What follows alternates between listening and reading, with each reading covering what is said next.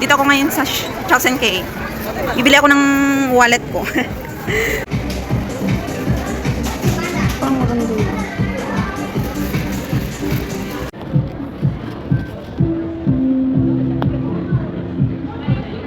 Ay, ang cute. Meron siyang pala yun. Ay, ang cute niya. Saan yun dyan?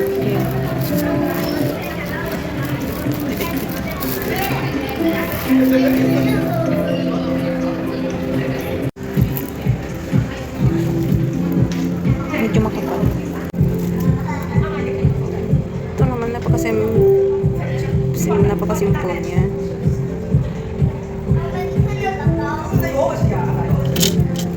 Cute.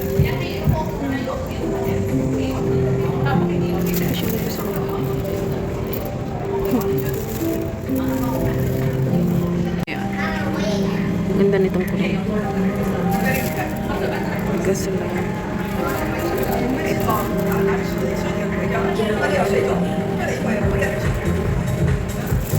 Mas maganda dyan.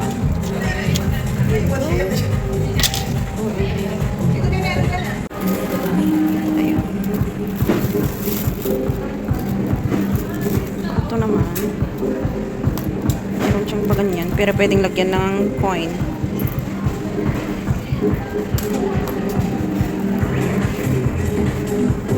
Meron din dyan. Ito kaya.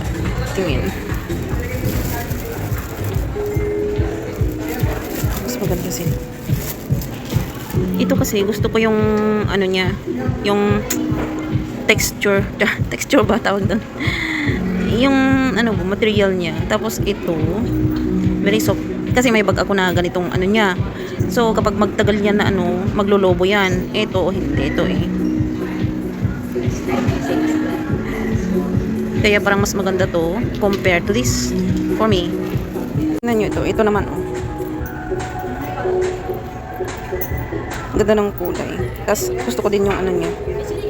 Material. Ayan naman. Ay, ganda nito.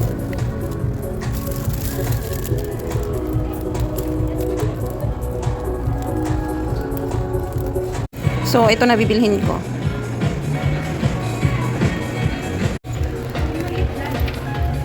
Ang ganda ng kulay nito.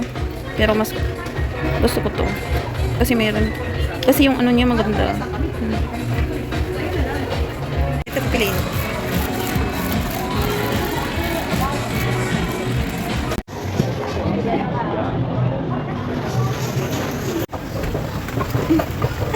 Nakuha ko na.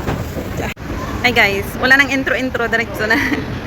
Kasi yung wallet ko na Charles & Kay noon, naagnas na. So, gumawa ako ng paglagyan ng cards ko. Ng crochet, nag-crochet ako. Tapos hindi pa rin kasi yung kapag may barya pa. Yung walang zipper yun. So, bumili ako ng Charles & Kay ulit. So, ayan guys. Yan lang muna.